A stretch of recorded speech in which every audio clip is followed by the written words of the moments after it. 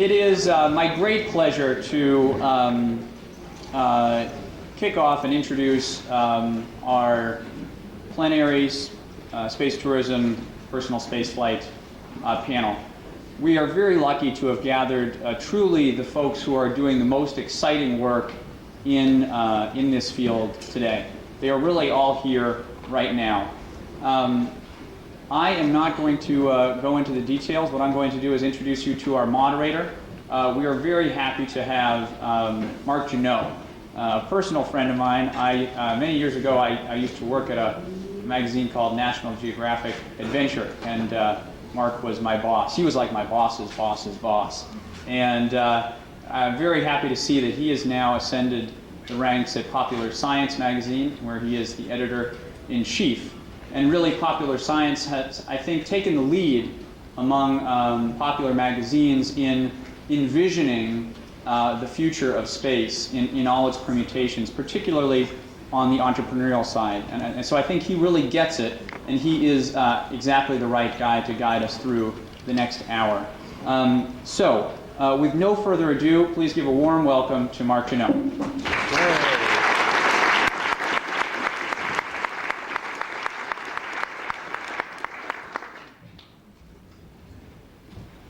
Thanks, George. I think it's pretty obvious to everyone that George has actually come much farther than I have in the intervening years. Risen much faster and higher, perhaps. It's extremely exciting for me to be up here and to have the opportunity to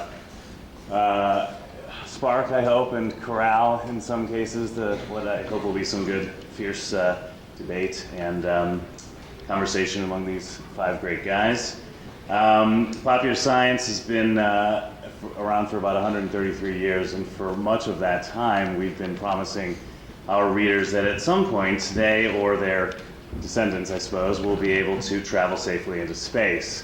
And we've put all manner of possible future passenger vehicles on our cover and in the magazine, and I think one of the things I always realize and say is that of the infinite number of futures out there, the ones that come to pass are always the ones that surprise us. And I think it's kind of funny that none of the covers that we put on none of the vehicles that we put on our cover over the years looked anything like Burt Rutan's Spaceship One, which is a bit testament to his ingenuity in the design and, of course, to the technical triumph that his program represents. Peter Diamandis, who's here with us on stage, made that triumph possible with his X Prize competition, and I think everyone here realizes that many people scoffed at that initially, though not us at Popular Science. And now Will Whitehorn and Stephen Attenborough, along with their colleagues at Virgin Galactic and at Burt's Scaled Composites, are working hard to bring Popular Science's everlasting promise into reality and make sure that we don't look like a bunch of liars to our readers. So I appreciate that as well. I'm going to let these guys very quickly introduce themselves to you and to take about 2 minutes each to fill you in on what's going on in their various programs. And then I'm going to get back up here and toss a few questions out at them and see what we can spark in this dialogue. Let me quickly introduce them to you first, though. Right here to my immediate left is Peter Diamandis, who I'm sure most, if not all of you know, the founder and chairman of the X Prize Foundation. To his left is Eric Anderson, CEO of Space Adventures. And then going down the row is Mike Gold, chief counsel for Bigalow Aerospace. Bigelow's Space Hotel was the subject of our March cover, and though I truly appreciate them, having that vision and giving us something to write about, I have to say that I was astonished that that cover itself did not sell tremendously well on newsstands. So if anyone can, I don't blame Mike for that, but if anyone can help me figure that one out, I might be able to keep my job long term. So come up to me afterwards. To Mike's immediate left is Will Whitehorn, president of Virgin Galactic, and with him to his left is Stephen Attenborough, whose title is vice president for astronaut relations, which I think just basically means that he gets to fly around and coddle a bunch of people who are willing to spend $200,000 up front for the promise of possibly getting into space. In any case, guys, I'm going to ask you to start with, I guess, Peter. Come up here and, or not come up here. I guess we'll pass the mic and you can tell us what you're doing. My activities right now are focused on the X Prize you heard about this morning and our annual event in New Mexico, the X Prize Cup, which is really intended to be the breeding ground or the motivating ground for the further progress of this new generation of X Prize class spaceships. The other thing I'm very proud of is I run a company called Zero Gravity Corporation, which some of you have probably heard about. It's an overnight success after 11 years of hard work. We have, at this point, flown over 1,000 people and about 44 flights. And I've got a 60-second video, if you guys can cue up that video there in the bottom left. There it is. Give you a little bit of a flavor of what it's like instead of me talking about it.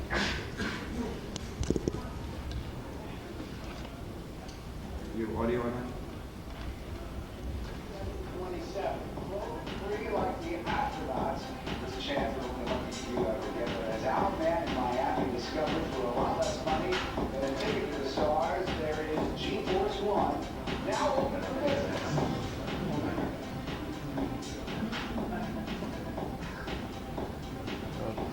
I guarantee you the airplane works a lot better than the video does.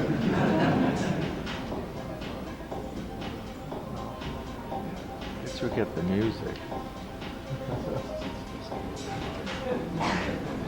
Well, can you just start that again, please? If you hit Alt, return, Alt, enter, you'll go to full screen.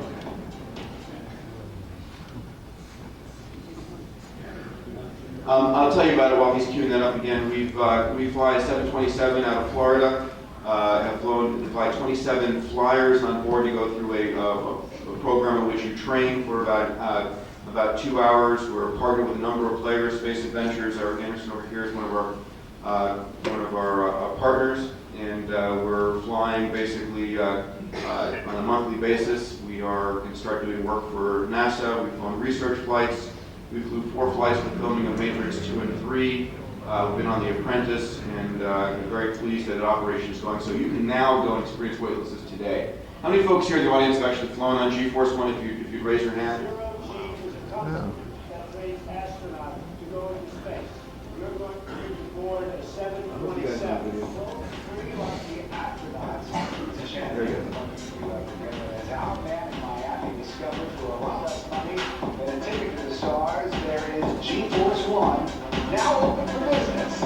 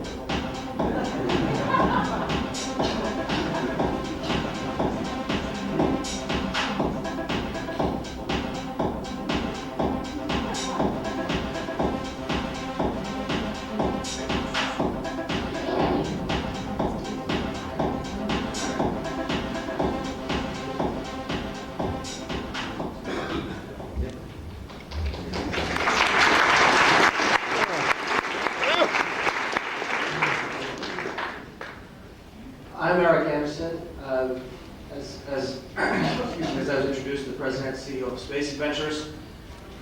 I mentioned this yesterday. I can't even believe it's literally been almost 8 years since we started Space Adventures. And I know it's really been an exciting time. The most exciting time is yet to come. As a company, we've always focused on providing space experiences on Earth, in addition to providing space experiences or trying to provide actual flights into space. We've been lucky enough to do both. As the only tourists who've flown so far, Dennis Tito and Mark Shuttleworth, as private citizens who are clients. But we've tried to build our business and have been successful in doing so by selling zero gravity flights like Peter and Zero G provide, and doing cosmonaut and astronaut training and other types of activities in high altitude jets and things like that, and we continue to do that. We're probably most well known for our orbital flight activities that we sell with the Russian Space Agency and the rest of the ISS partners, where we take people to the space station for a week.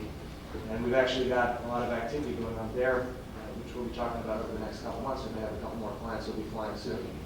It's still a market that can only support 1 or 2 or maybe 3 or 4 people per year over the next few years. But it's exciting, and those are high-profile flights. And when the folks who fly get back, they talk about how great space flight is. And for better or worse, it's still the only way to go to orbit commercially right now, so it probably will be for a little while. We're also very excited about the future developments in suborbital, and we're looking forward to working with the folks that are like Virgin Galactic or other folks out there who are able to put a vehicle that's certified and safe and flying and operational. We've got lots of people who are ready to do that once those vehicles are ready. So we're focused on the customer. We're a space experiences company, and we're always looking for new things and new experiences we can provide our folks. My name is Mike Gold, Corporate Counsel for Bigalow Aerospace. I head up our DC operations here. Unfortunately, George, no lawyer ever said anything in 2 minutes, so you can forget about that, even when I'm not being paid. Let me just show you a couple of quick images from Bigalow Aerospace. If you go to the next slide, please. A lot of people thought that inflatable habitats is actually a new concept, when in fact it's a very old one. It was looked initially at back in the 60s.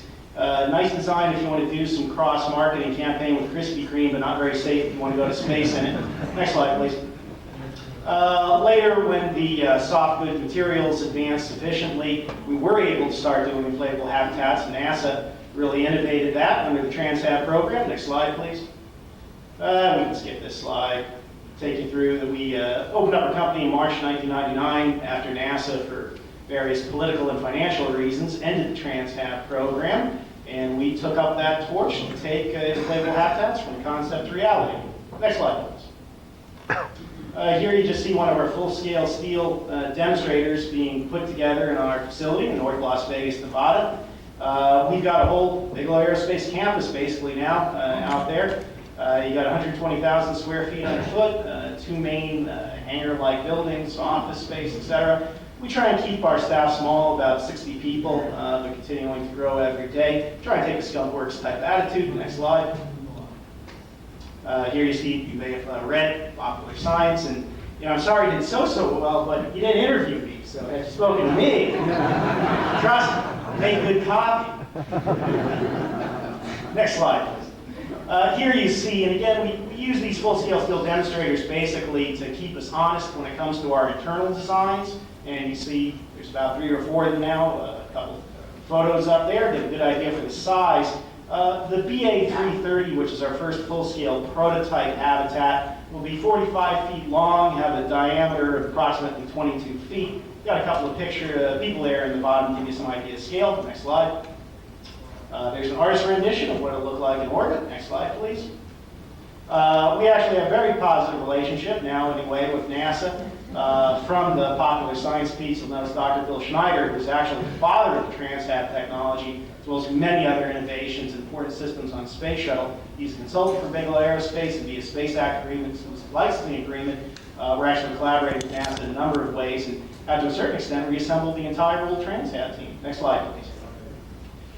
And of course, now we have a really good relationship with NASA. With the Star Wars film coming out, I couldn't help but throw it up. Unfortunately, as opposed to Yoda and Obi-Wan Kenobi, Mike Griffin is facing a much more terrible and difficult task than any Sith Lord, trying to reform the agency and get everything running on time there. So God bless Mike Griffin, and let's hope he can pull it off. But a wonderful man, we're fully supportive of his administration. Next slide, please. In terms of our schedule, as many of you may have read, we are embarking first on what we call our Genesis missions, which is essentially a third-scale version of the full-scale BA habitat, really 33%. There will be 2 launches of 2 Genesis spacecraft, all in calendar year 2006.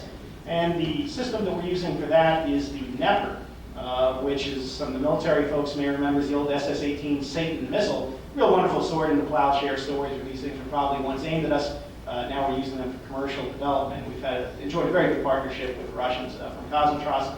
Subsequent to 2006, we'll launch what we're calling the Guardian scale, which is about 45% scale, 2007, 2008. with full-scale deployment to occur at some point 2009, 2010. Next slide. Obviously, inflatables are important, not just for LEO operations, but we're hoping for Moon Mars as well. Next slide. As some of you may have heard, we are also sponsoring the American Space Prize, $50 million for someone who can actually come up with an orbital system. Next slide. If you go onto our website, you can see, you can click through this, the 10 rules that we're requiring there. And the next slide that I say is, folks say, well, for $50 million, no one will do it. Everyone told that to Peter at first. Everyone says, oh, you'll never get done with Bigalow Aerospace. But I'm a Red Sox fan.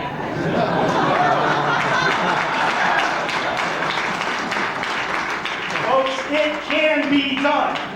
Anything can happen. With all due respect to the X Prize, I almost found this much more shocking. So. Now, in order to get the boss to let me come out and play with you all today, I had to promise that I would bang the drum on ITAR a little bit. For those of you who have... you're in the right room when that gets a round of applause. For those of you who are the uninitiated, ITAR is international traffic and arms regulations. And let me say right now, if we don't enact some simple, common sense changes to the ITAR, then frankly, none of this will ever come to fruition. No Virgin Galactic, no Bigalow Aerospace, nothing.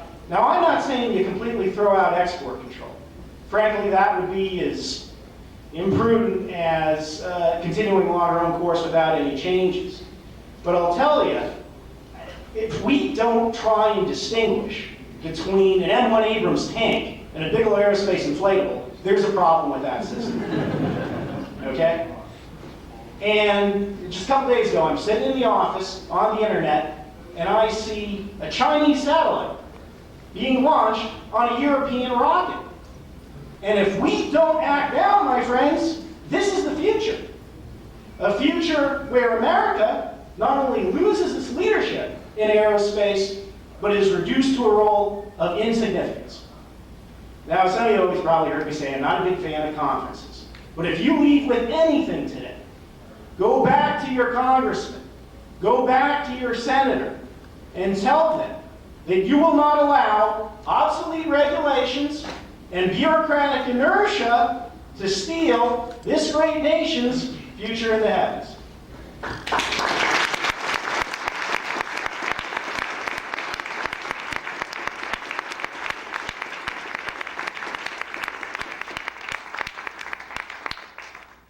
I'd like to endorse those comments.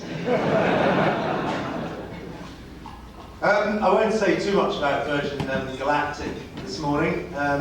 It's obviously been a hugely long thought out and scientific plan to get where we are today, which largely involved going to Bert's factory in 2002 to look at an aeroplane that he was building, seeing the spaceship and walking outside and phoning my boss and saying, F you, the global flyer, he's building a spaceship. And at that point, Virgin engaged with Bert very seriously on the subject of Spaceship One and made it clear to him that should he be successful in winning the X Prize, we'd very much like to speak to the financier of Spaceship One and to do a deal with them to take the project forward from there commercially. We did that in 2004 by signing a deal with Paul Allen to buy the technology. We are committing a budget of $120 million to build Spaceship Two and White Knight 2. It's an interesting project. Working with Bert, which is something that luckily Virgin has done over many years, is an interesting project in itself. And coming up with the commercialization of a visionary X Prize winning experimental vehicle is a challenge. It's an interesting challenge. And it's a challenge particularly from the point of view that, really it is genuinely true that our North Star in this project is safety. And the reason for that is that from Virgin's viewpoint and from the research we've done and the work that we've done and 30,000 people who've now spoken to us about wanting to fly are choosing to do so because they believe that this is safe and they've always wanted to go to space. But safety is really at the top of people's list as to why they think they're interested in flying in suborbital spaceflight. And the beauty of the Spaceship One concept is that it has a natural piece of inbuilt safety in the system, which is an air launch as opposed to a ground launch. It's very interesting when you talk to people like T-Space, for example. They have practical reasons why they're considering an air launch for the T-Space CSV vehicle. But for me, the reason for an air launch is that it is a simpler way to go about the process. It's intrinsically not very safe to sit a human being above a bomb with tons and tons and tons of liquid oxygen or liquid hydrogen or liquid propane or whatever it is, particular liquid fuel you're using. Or similarly, it's not particularly safe to sit somebody beneath a candle just like you would have on July the 4th and try and light that and not be able to stop the process once you've started it. So the idea of air launching is really at the centre of the reason as to why we are working with Bert on this project. It was always in our minds that that would be the way to launch literally thousands of people into space safely. And if a methodology can be adopted in the long term and can allow you to go orbital from a very large aircraft, that is also something that we'd like to look at in the long term as well. But we've got a point to prove over the next 3 years, and really it's a sort of threefold point really. Number one, that we can safely take large numbers of people into space. Number two, we can do it at a cost that they can afford. And number three, we can do it without any state or government involvement whatsoever. So, I think that the US government has actually adopted the right attitude to this process. I think the FAA are being very forward-thinking in the way that they're approaching it. But there are still niggles in the bureaucracy. And, we are confident now we're going to get through the ITAR process by the middle of the summer. But, this project has to be seen in its context. And if you went through these kind of processes to try and buy a Learjet, then Learjet would go out of business. And that's what the government has to think about long term. They do need to think about restructuring ITAR. Not for our project, because we're going to get through the process without any problem. But I think when it goes to the next stage of orbital craft being developed, this process, this logjam has to be broken. Thanks.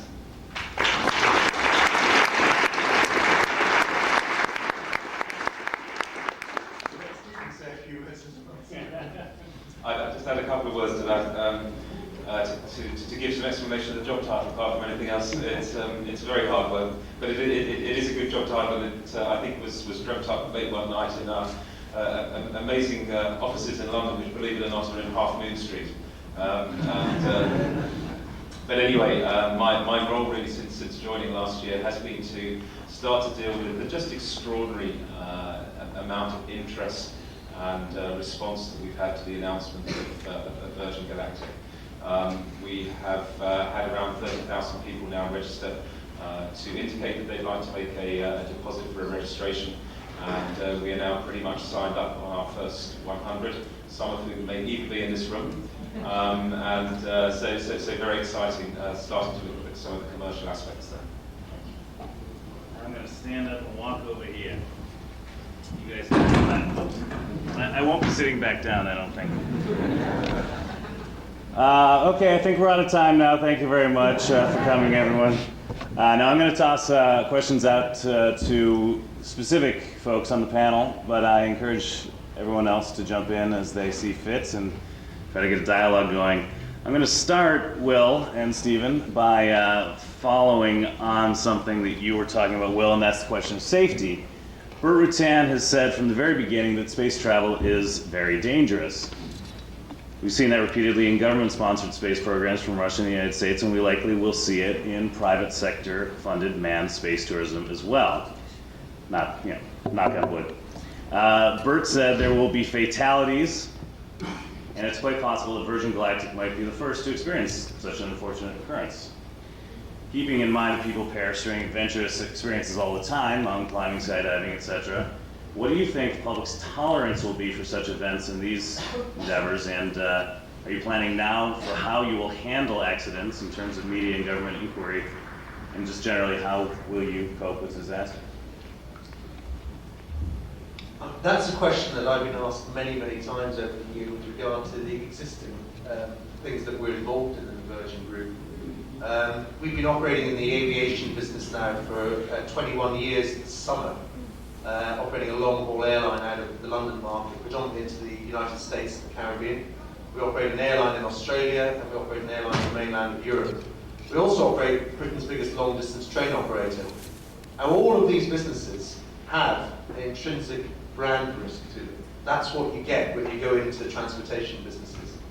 And they all have levels of safety that one can achieve, and they all have expected numbers of deaths per annum that governments analyse around the world when they look at issues, everything from the actuarial issues of life insurance right the way through to insurance issues for third-party uninvolved risk.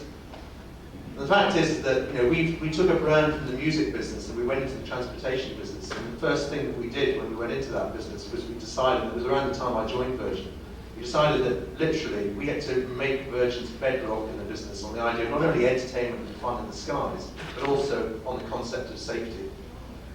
One of the things that you could ask almost anybody who flew 20 years ago, it's less true now because aviation accidents have become rarer and rarer.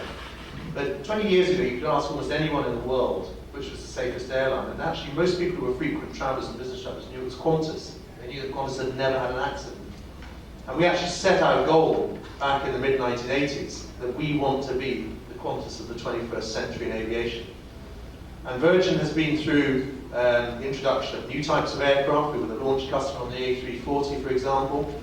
We've done everything that there is to do, really, when it comes to commercial aviation. And we have so far, touch wood, never lost a passenger. In fact, we now have the best safety record of any airline group in the world.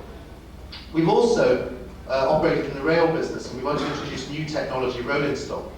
Now, interestingly enough, the railway business is rather like the comment I was making earlier about air launch versus a ground launch of a rocket. The railway business is more technologically complicated from a safety perspective than the airline business. And that's something that you wouldn't believe unless you went into the rail business and you came from the airline business. You're talking probably to one of the only people who's ever done that. And I didn't believe it when we started, but I've certainly understood it as time's gone on. Britain, as it privatised its rail industry, has had a pretty horrendous record of accidents in the period 1999 to 2002. It's some very serious ones.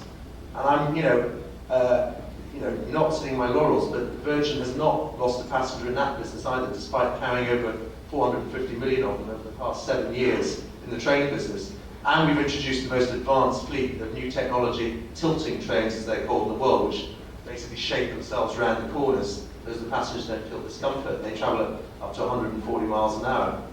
Now, the reason we've achieved that is, again, cultural, I believe. It really is, where other people say it's a mantra safety, for us it is at the core of this business because it is part of the brand itself. Now, we're going to apply that methodology to Virgin Galactic and Spaceship 2 and to White Knight 2. And we know that it's important for us to prove the point that we can get thousands of people into space without an accident. But we have to plan for the eventuality that one happens. And that is again at the core of the output specifications we've been giving to Bert with regard to what he designs in Spaceship 2. I don't want to say too much about this today because it is going to be part of the speech I give this afternoon, so please come along and listen to it then. But basically, we are keeping the project as simple as possible and following the precepts of simplicity, because we have always found that the simpler you make things, the less chance there is of something going wrong. And that is true at every level. So don't build complexity into the system. We've been talking to Bert a lot about making Spaceship 2 the lifeboat for those who are in it, to bring them back to Earth under any circumstances safely. And Bert's now thinking very hard about that. Of course, with Spaceship 1 he thought about safety as well, but not in quite the same way. Not with reusing the system again and again and again and again, and planning for things to go wrong. What is really at the heart of a lot of the work that Virgin does in the experimental projects we've done over the past 20 years as well, building balloons to fly around the world, or aircraft such as Bert has built for ourselves and Steve Fossett, which is the Global Firefly. It was about planning for the eventualities of what goes wrong, and what are the simplest ways to plan against those things happening. I believe if we follow that mantra, we can get this business safely to the next stage of Spaceship 3, which will hopefully be an orbital business, with which we'll be working with our colleagues here at Space Adventures and at Bigalow. And that will then introduce another element of risk and safety that has to be overcome. But I believe the philosophy of simplicity is going to be the key to making this a successful business. I think Peter has something to add, and as the mic's being passed, I'll toss this out, and that is, perversely, I think, given the nature of what we're talking about, my sense is that the public just doesn't have nearly the tolerance for death in spaceflight that they do for death in air travel or train travel or car travel. And I'm just wondering, as much as, obviously you're planning on building a safe project and not having this problem, do you feel, Peter, perhaps you can address this, that if and when there is a fatality, will the industry suffer possibly, irreparable damage? I actually want to stand up for this. This is probably, for me, the single most important point that we, as a society of people, have to deal with. I am so sick and tired about the risk-averse attitude we are taking in space. It's killing us. It is absolutely killing us. It is ridiculous that we are on the verge of opening up the greatest frontier humanity has ever had. And we are sitting here saying, well, someone might die. Yes, someone will die. And that's okay. It's okay for us to risk our lives and things that we believe in on the verge of the greatest expansion we've ever had. We are sitting here in this room, and you've heard me give this speech before, perhaps, as Americans who fled British tyranny. Sorry, I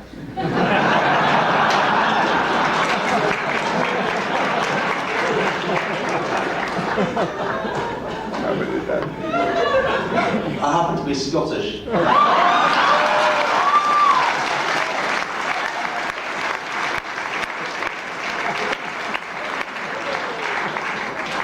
who traveled. We whipped their asses long before you ever.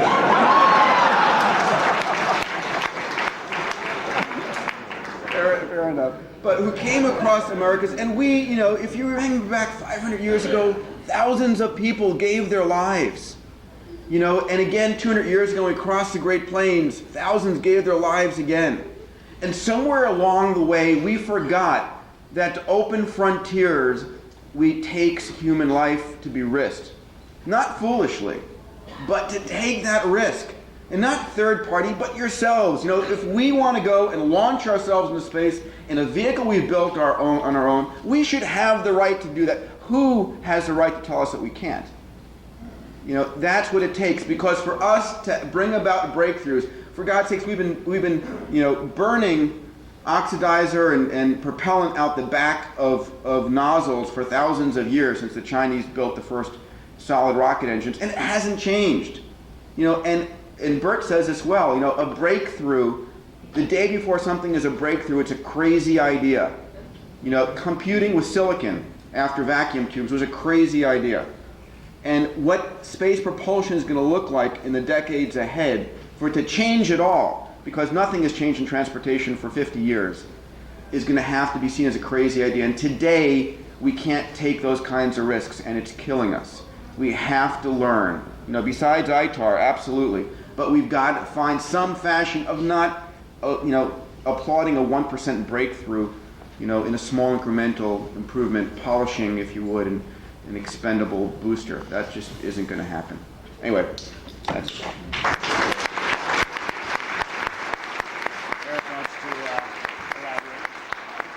I'll just tell a quick story from personal experience.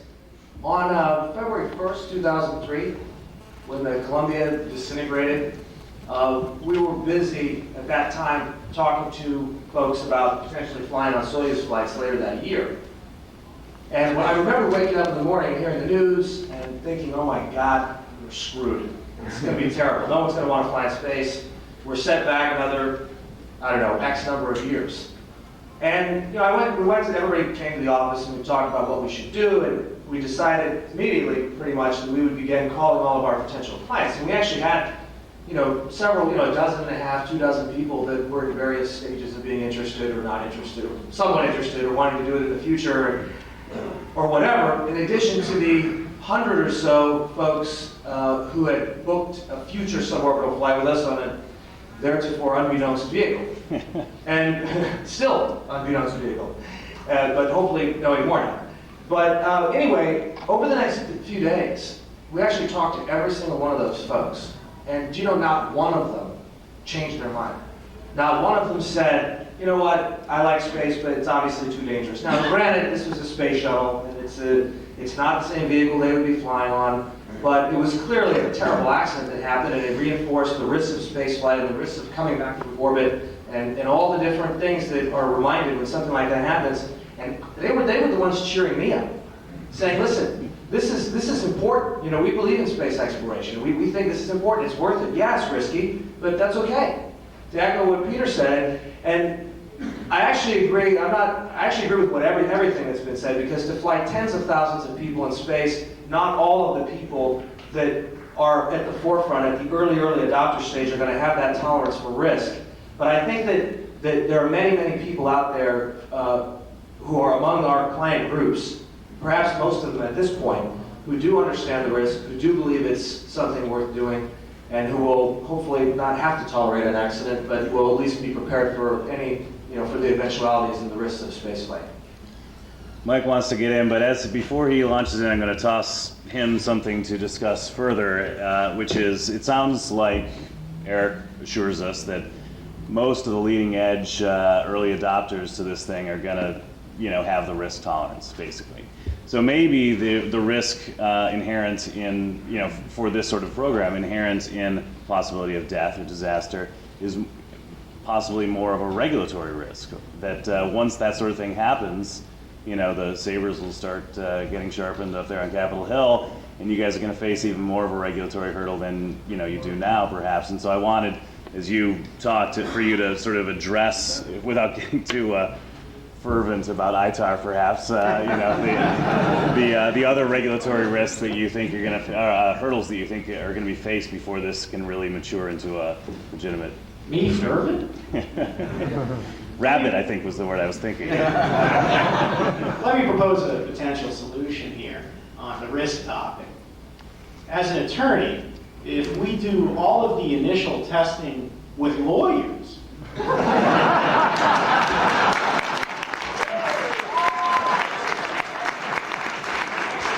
would care? I mean, unless there are negatives or positives, accidents could be viewed as a good thing.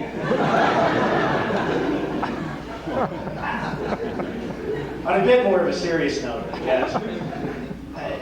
That wasn't serious?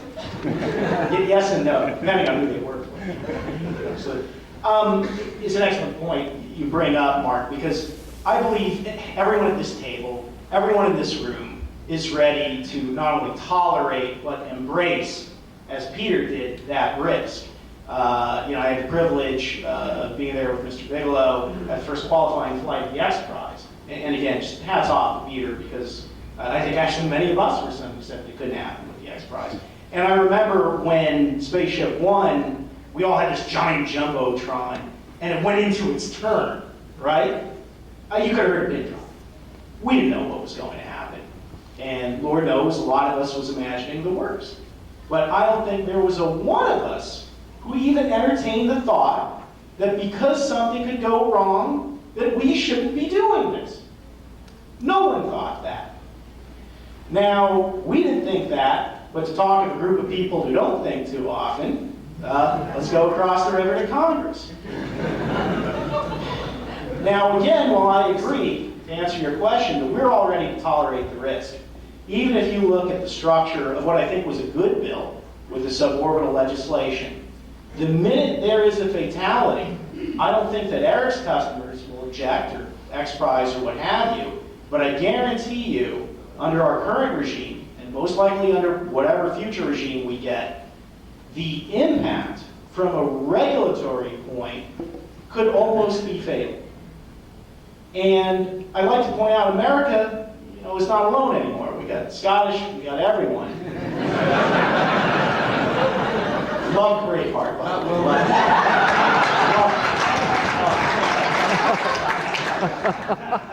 And if we don't change the regulations here, and I'd almost be interested to hear what Virgin was thinking on this, folks will go elsewhere.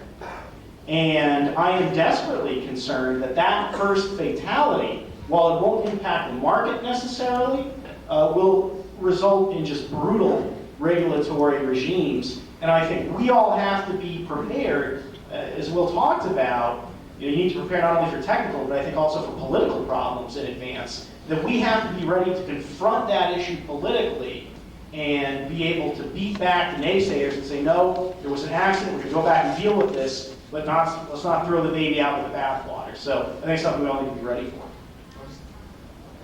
A couple of things to add. I mean, I think the FAA is taking a really positive attitude to this entire question of safety and how it's managed. Let me just make it clear, we're planning to operate a commercial business here.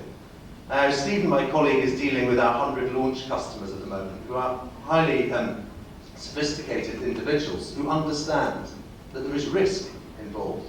They also understand and they trust that we're going to manage that risk as best as we can, and that we are planning to build a safe system.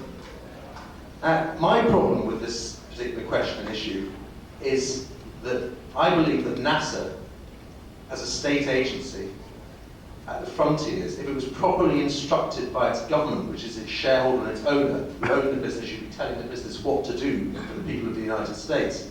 NASA should be taking risks. That's what NASA was put there to do, was to break the frontiers and take them forward. And I've got a terribly bad feeling in my stomach at the moment about what's happening with the return to flight. I think that if you look at the shuttle and the issues that are now being undertaken, you know, first of all, you've got a problem because they believe that there may be a cold area caused by the liquid fuel that could cause ice to break off. So they're going to heat that. And then when they heat it, they realize it's going to warm up the liquid fuel. So it might cause a problem of pressurization. So now they're going to have to cool the heater that's heating the cooler. And, you know, when you're at the cutting edge, which is where NASA was in the 1960s and in the 70s, you need to have instruction as to where you're going to go next from your first objective that you were set. Objective 1 was the moon, and it was done. And it was done not really in a budget sense, but it was certainly done on time, to the time scale that was wanted. And the problem is, NASA's not really been told for the last 10 years exactly what it is it's supposed to be doing. You know, if it should be fixing the Hubble as its first priority, personally I think that is a big priority. I don't know what the rest of you think. As a priority, then government's got to tell them to do it. It's up to congressmen to tell them what to do it. It's not up to people to run away and hide in their cupboards. And because an astronaut might die, well, astronauts are highly sophisticated people as well. We've got a very sophisticated astronaut in the audience, as you can see over there today. And, you know, they understand that risk is involved. What they want to do is they want the agency for whom they're working to make provision to try and keep them alive if possible, and to have safety systems on board if possible. Simple safety systems that would work, but they don't expect it to be risk-free. They want to take risks, that's why they sign up to be astronauts in the first place. It's about that, and it's about pushing the boundaries. And I think this is not really a question, this safety question, for a commercial operator like ourselves, because we know exactly where we're living up and what we have to achieve and how we have to achieve it to attract the 20,000 passengers that will follow the first 100 pioneers. But for NASA, it should be proud of taking risks, and it should have a government that tells it to go out and do it.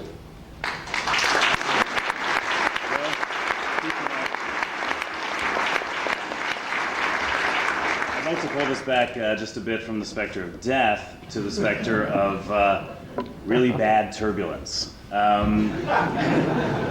Will and Stephen, both Mike Melville and Brian Binney, the Bert's first astronauts, have described flights that are actually pretty violent experiences, both on the full-thrust rocket-powered ascent and the free-fall re-entry. And we all saw the spiraling flight up, I guess, right? Melville reported that on re-entry, his head was being thrown side to side 6 inches in each direction, rendering him completely unable to read the instruments. These guys can handle it. Obviously, they're trained test pilots, but with Richard Branson saying he's going to send his elderly father on one of the first Virgin Galactic flights, one wonders what is going to be done to smooth out the experience. How do you and Bert plan to make it an experience that is both hardcore, real space flight, but also a bit more tolerable to the average thrill seeker?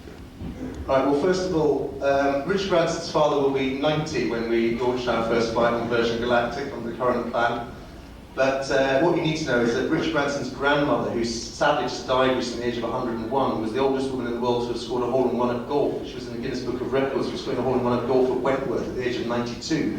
And she was also the world's oldest amateur ballroom dancing champion at the age of 94. So I think Ted will be well up to take a few knocks on the way up on Spaceship 2. But clearly we're planning, I mean, if you look at Spaceship 1, Mike Melville and Brian Binney had to sit in a prone position when they were flying up into space, and they also basically had to sit that way coming down through the G-forces. We're planning obviously a seating arrangement for the customers in Spaceship 2, which will allow them to take their Gs straight down through the chest, which is obviously the best way to do it. And those seats will change in shape as the experience happens. They will also be able to leave the seats and experience 0G, and then be pulled back into their seats when gravity comes back again. We're planning to make the experience, I mean, we're planning that you won't experience, and it won't be for very long experience, at any more than 5G at any time during Spaceship 2 experience. And that is, if you're sitting the right way, that's actually pretty tolerable. It's not a major issue to deal with. And as for the subject of the spinning of Spaceship 1, I remember when Alex Tye, the captain of the Virgin Atlantic, has now been seconded full-time to this project, he's a former test pilot of the RAF. We both sat and we were looking at Spaceship 1 when we were first seriously looking at it. Alex turned around and said, "Cool, Governor, you need your dampers on that thing." And it's quite clear that the experimental work that was done to build something that wins the Ansari X Prize has thrown up all of the issues that need to be dealt with to create a working commercial system in Spaceship 2. And Spaceship 2 will not have any of the flying characteristics of Spaceship 1, which had to be overcome. But in an experimental craft, that's why you build experimental craft. It's acceptable to discover and find out these things. But there were very few surfaces on Spaceship 1 for controlling the craft. Obviously, with what we're building a system which will give you a pretty smooth flight up and back. I'd like to talk briefly about time horizons. I think, although I'm sure that everyone here on the panel will assure me that their deadlines and their projected launch dates and all that are absolutely on target and definitely going to come to pass at that moment, I myself have my doubts, and I wonder whether there's any risk in your minds, if and to the extent that these things are optimistic time frames, that you're setting yourselves up for creating unrealistic expectations and possibly really, ultimately dampening enthusiasm when and if those expectations are not met. I mean, we put the date 2010 on our cover, and so I'm perfectly happy to raise those expectations in people's minds if you guys will give me those dates, but I might not be helping you out there if you don't follow through. Well, I think very briefly on Spaceship 2, we have made it very clear to the launch customers that we're not making promises on the date of delivery, because this system has to be right and has to be safe.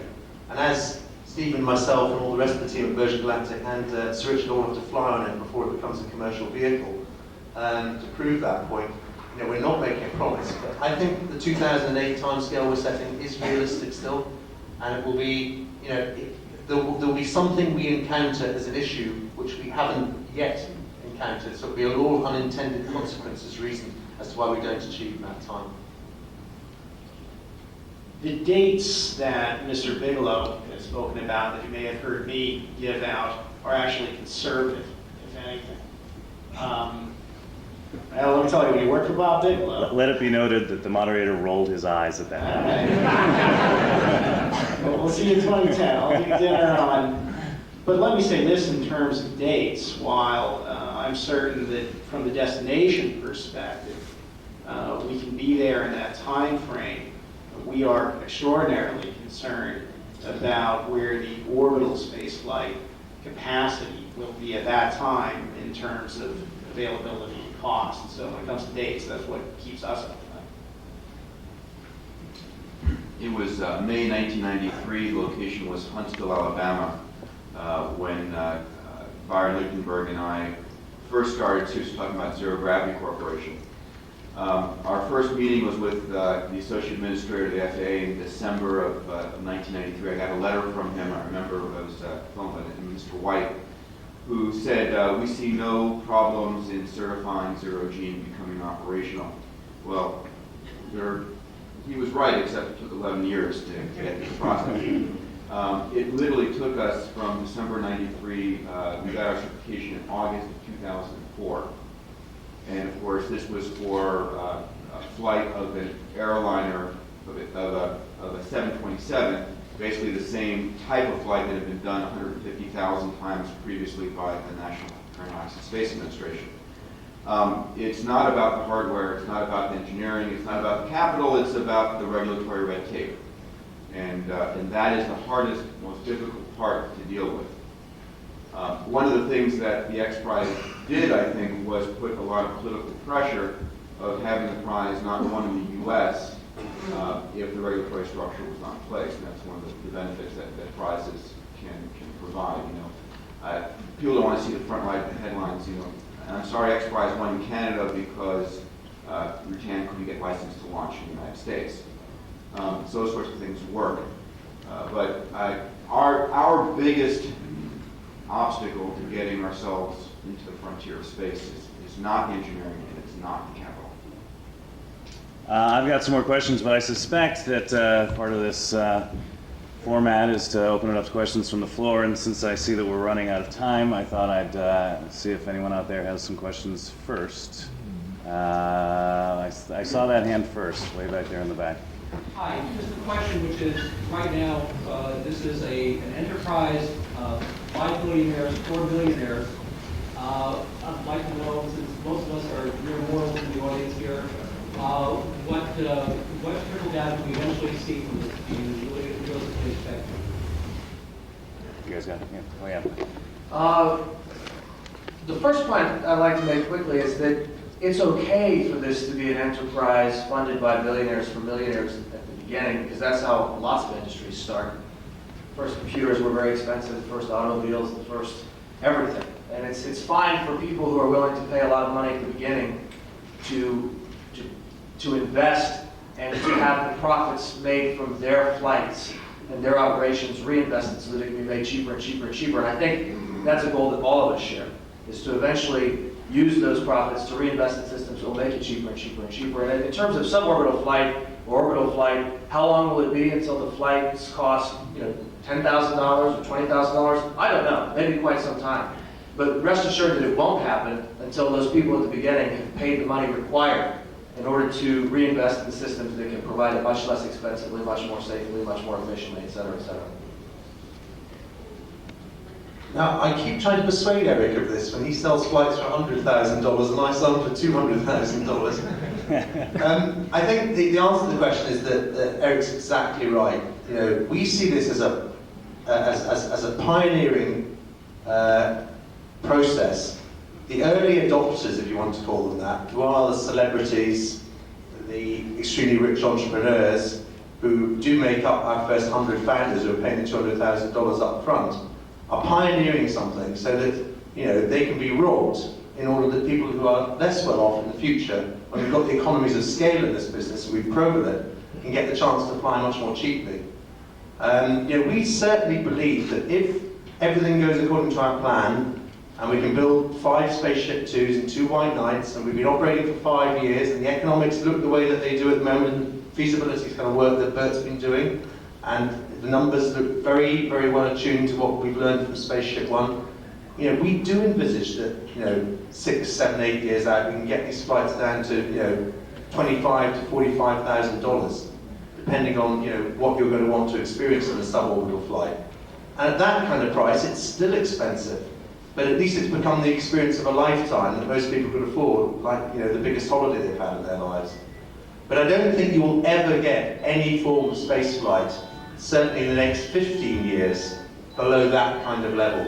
You will be looking at getting them down at least to that level, possibly with a system similar to Bert Rutan's. From my knowledge of that, I think we can safely say $25,000 will become your bottom line. That was my next question. Mr. Gold, the issue of risk. Yesterday, I think we heard the issue of risk. Yesterday, we heard that the big problem is with the waiver. That at this point, people can't actually waive their risk totally. Legally, is that something which you see possible in the near future, that people can actually take the responsibility for their risk regardless of negligence? Now, this is why I only half joke about putting lawyers on the first test flight, because then they couldn't sue you afterwards. Unfortunately, even with the best crafted release of liability, which I'm sure Space Adventures or Virgin Galactic or whatever entity will ask people to execute, ultimately, people, I think, will still end up in court. And you talk about the billionaires. I mean, that's why I worry and praise someone like Branson, who obviously has the deep pockets, that when that first accident happens, a couple of things will occur. We'll have a regulatory pushback, at least here in the US, and then I believe almost as important, if not just as much so, will be the legal pushback that occurs in the sense of the judicial precedent that's set as to how much of that right can you surrender and how much liability, even after a waiver has been signed, can someone like Virgin Galactic avoid. And while there is some history here, such as adventure travel, I mean, that's why I can't really fathom this issue. People go to Mount Everest and die all the time. People go scuba diving and die all the time. Why is this so different for the legal system to understand? So I hope that we can go back to that precedent, but it's a very good question, and one, frankly, that I think won't be fully answered until that first fatality occurs. Anyone else? Just conversations here and elsewhere. It seems like most of the concern of the risk are by third parties that don't want to go anyway. People who want to go are willing to take the risk. People like Bert Rutan, Richard Branson are willing to build the machines, and they're willing to take the risk. It's the people who don't want to go in the first place that are saying it's too risky and we can't do anything. One of the things which we failed to do is address the risk up front. An example is Mars Pathfinder in 1997. It was expected to fail. When Tony Spear used the balloon landing mechanism on Mars, people scoffed at that idea. And in fact, NASA spent so much time saying, or a number of people saying that it's unlikely, this is unproven, this is untested, it's unlikely to work, that it did two things. One, when it did work, it was an amazing success. And had it failed, everybody would have been prepped to say, well, they expected it to fail. Now, one of the things that I actively did in our press activities at the X Prize was I said, this is dangerous. People may die doing this thing. And built the understanding in the public that they're not going to be shocked. The difficulty is that in space, we've had to sell it, and one of the things we've done all too well is sell over the years how much money we're spending and so forth, and the heroism of these pilots and astronauts, and we've built up this expectation that we can't afford failure. The old adage, failure is not an option. Well, that's the death knell of our space program. And so we have to be upfront in saying this is dangerous. We're going to do everything we can, but these people are risk takers, they're pioneers, they're upfront, and set the right attitude. So no one's going to say, well, Will, this is, how could you possibly, you told us this was safe all along. No, we're not going to say this is, we're doing the very best we can, but we'll have to recognize that this is dangerous stuff up front. Just to address that briefly, because I think what you're saying really has to be the foundation of legal precedent that's going to become, is that we need to not be concerned about the people who are stepping up to the plate and taking that risk. We need to fight for your right to be able to take that risk. Now, AST, who I think has done a relatively good job, and their heart's in the right place, and they want this industry to succeed, is the feeling that I get when I deal with officials at the AST.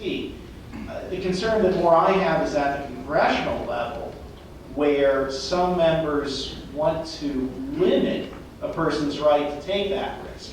So we have no problem allowing AST to look at third-party liability as far as if a ship were to crash and the danger to people on the ground. But where we have to draw that line is the passenger's individual right to take that risk, and that's where the government needs to stop. I sense the shepherd's crook about to pull us off the stage here. So I want to just take this last moment to thank each of these 5 great men for agreeing to appear on the panel and sharing their candid thoughts.